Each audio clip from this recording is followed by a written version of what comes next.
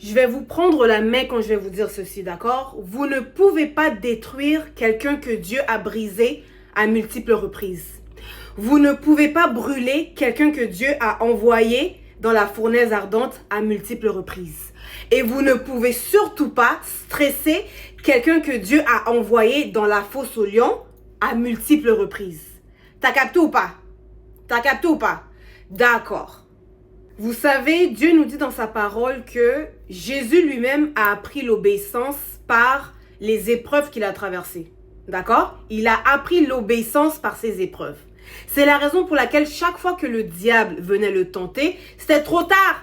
Jésus, son Père, l'avait déjà brisé de multiples manières. Donc chaque fois que le diable essayait de le tenter, ça ne marchait pas. Jusqu'à ce que même le diable l'a crucifié. Le diable a inspiré des gens pour le crucifier. Et même la mort n'a pas pu vaincre Jésus. La Bible nous dit quelque part que si Satan avait été intelligent et qu'il avait su, qu'il avait eu la sagesse de connaître qu'en crucifiant Jésus, il allait en réalité l'élever, Satan n'aurait pas crucifié le Christ. Vous voyez? Quand je dis que Dieu est intelligent, ce n'est pas des blagues. Qu'est-ce que Papa bon Dieu fait? Il vous brise dans le secret à multiples reprises.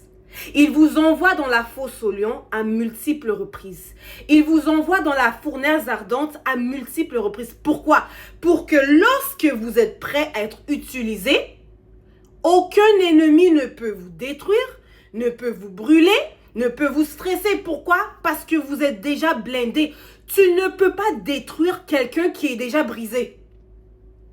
Tu ne peux pas brûler quelqu'un qui a déjà été dans la fournaise ardente à multiples reprises et tu ne peux surtout pas stresser quelqu'un qui a dormi dans la fosse aux lions à 1 ou 2, 3, 4, 5 reprises. T'as capté ou pas?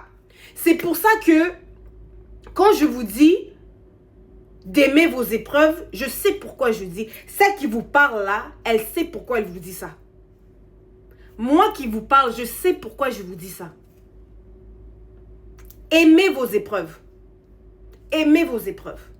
Ne fuyez pas vos épreuves. Ceux et celles d'entre vous qui m'appelaient pour des conseils, tard la nuit, tôt le matin, le week-end, vous savez, je vous dis toujours, aimez vos épreuves. Parce que ce sont vos épreuves qui vous forgent. Acceptez d'entrer dans la fosse aux lions et de dormir dedans. Voilà. Acceptez de rester dans la fournaise ardente avec Jésus et de dormir dedans. Voilà. Acceptez d'être brisé par Papa bon Dieu et de dormir dedans. Voilà. Parce que quand vous allez sortir de là, vous devenez invincible.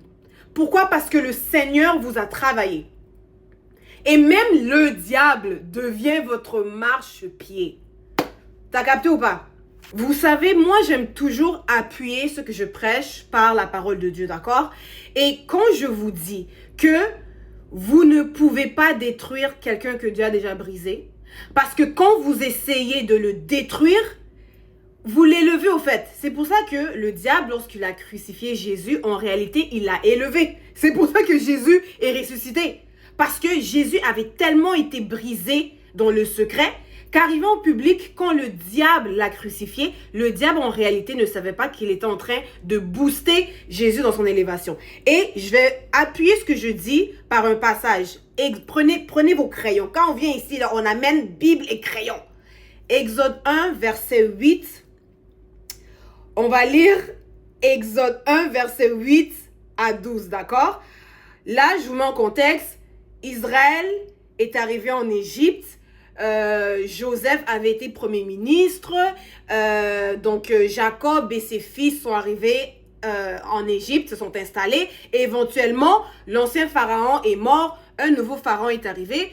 La génération de Joseph est mort. Et un nouveau premier ministre est arrivé. Et la Bible nous dit ceci. Il s'éleva sur l'Égypte un nouveau roi qui n'avait point connu Joseph. Il dit à son peuple, voilà les enfants d'Israël qui forment un peuple plus nombreux et plus puissant que nous.